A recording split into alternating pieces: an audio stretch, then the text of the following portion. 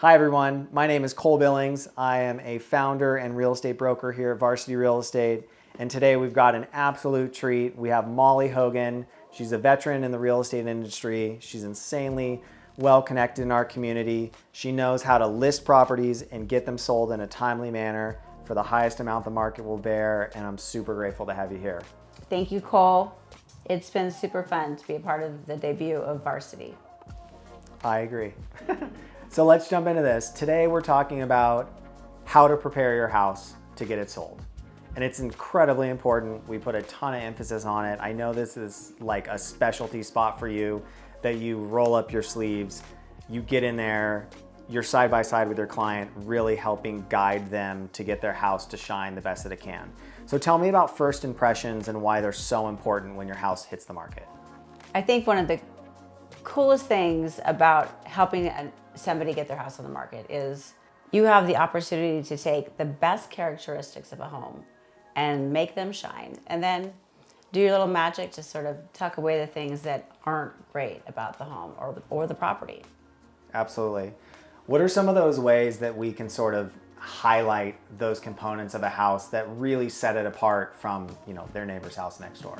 Yeah. Well, most of us don't know that we might have been living with some things that we've owned for a long time.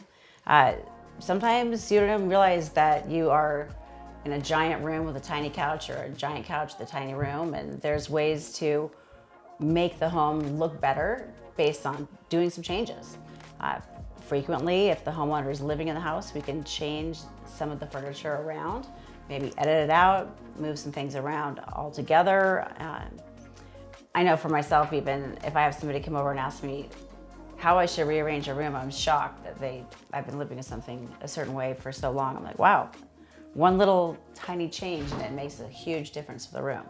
One of the things that I hear you saying is, for all of us, even us as real estate agents, in our own personal houses, we kind of get comfortable with the way our houses are, and we don't really have an outsider's perspective on how our house could actually maybe be enhanced for when it goes to market. And it's our job as real estate agents, possibly in conjunction with a stager or someone who can help us declutter, or possibly a handyman who can help, replace a light fixture or floorboards. There's different ways, and it takes maybe a third perspective or an outsider's perspective to really help us maybe present our house in the best light when it goes to market. Absolutely. There are people that collect birdhouses. There are, well, this is my favorite in Bend. There are people that collect trophies. And I'm not talking about the brass ones. I'm talking about the ones that are really big and they have eyeballs and horns that hang up almost every room in the house. Also, there are people that just seriously have owned their home for 50 years and they just need someone to give them some fresh perspective. It isn't always easy for us as realtors to tell a client that maybe the 6-foot Michelangelo porcelain god in the foyer is not the exact thing to keep for all audiences that might be purchasing a house. So we like to edit with them, and then we will bring in stagers. There are some phenomenal stagers in Bend.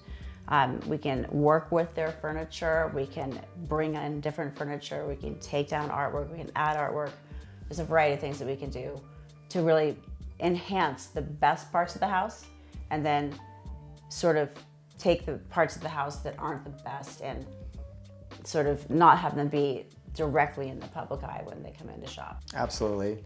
It kind of sounds like sometimes subtraction is more impactful than addition when sort of editing a house to get it prepared to hit the market. Well, there's 3 ways that you can do it. So you've got your garbage, take everything that you haven't touched in forever, and unless you're super sentimental, that goes into the round bin. And then you have a bunch of areas where you can probably collect things that could go to charity. In addition to that, you have an area where you're boxing up and moving forward with all of the things that you're going to take with you. And I think that process is sort of guiding people towards being able to present their house in a way that can appeal to a larger or broader audience.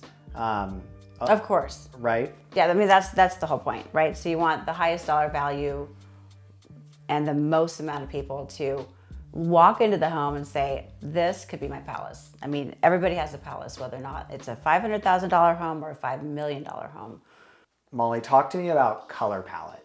What are some of the mistakes that people are making, and what are sort of the safest way to choose the appropriate color palette to make sure that it appeals to the highest number of buyers? When you're talking about color palettes, my recommendation, and probably the recommendation of most stagers, is to simplify and keep your palette fairly simple. Beiges, browns, neutrals. But if you're the kind of person like myself who has a more eclectic style or personality, sometimes you have more color in your house.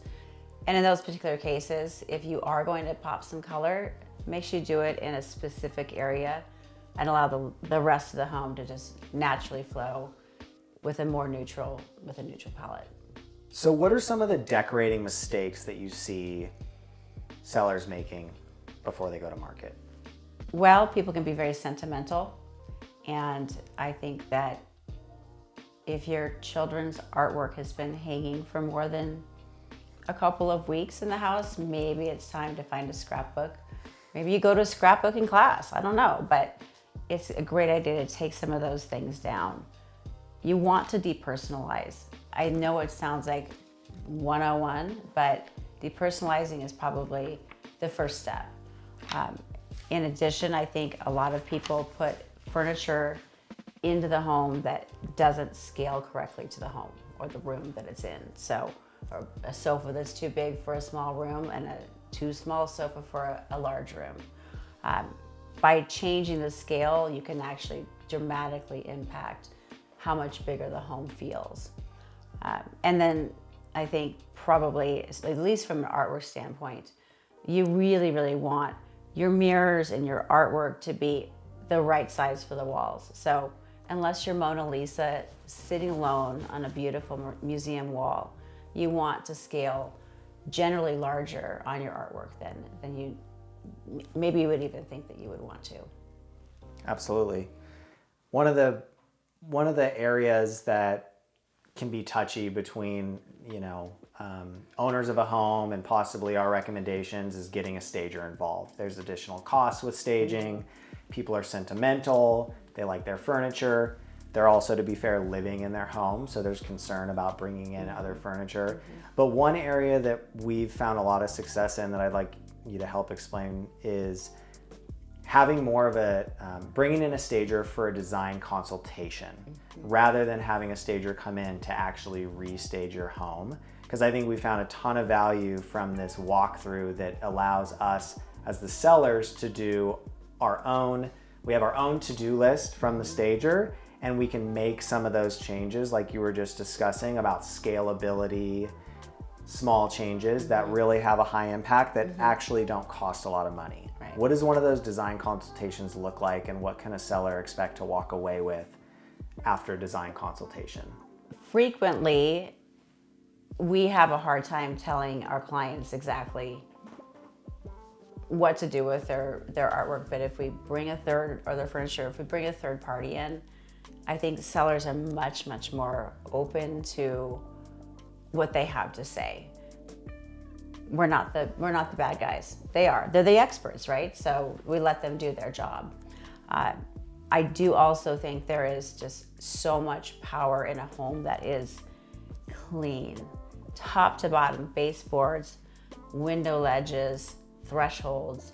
Even if you have a stager come to your house, there is just no substitute for a home that is clean and tidy. And honestly, that smells good as soon as you walk in the door.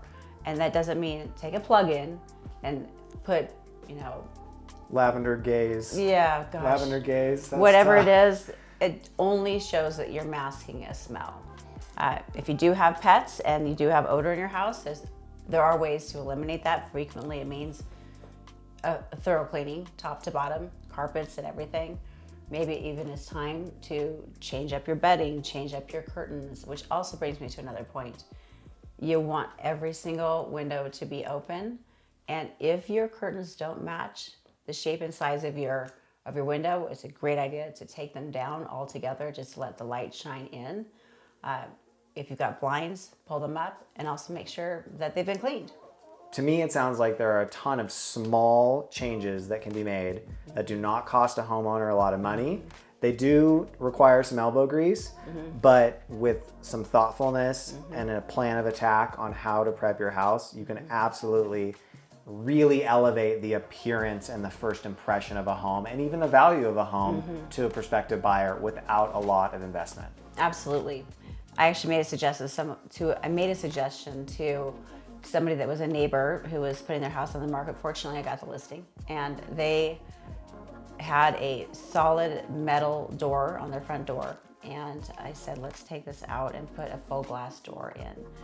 And I walk by that house every day, and I got stopped by the new homeowners, and they said, I just want to thank you so much for the glass door. I mean, those types of things make a big difference. When I go to somebody's house, I have a long checklist. I like to mark every box just so that we know that we are reaching the maximum amount of buyers for the highest amount of value back to the seller. If you're considering putting your house on the market and you just want a second opinion or someone to come by and give you a few ideas, just shoot me a direct message and I would be delighted to either send you my checklist or make a visit to come by. We appreciate your insights, Mollie. You're an absolute pro, one of a kind, and I know that you have a ton of impact on all of your clients' houses and the way that they present when they go to market. It's sort of a gold standard for you, and I think it absolutely has impact. So good job, keep it up, and go hire Mollie.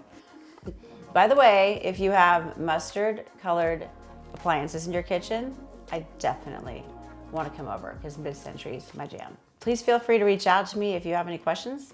I'd be delighted to come by.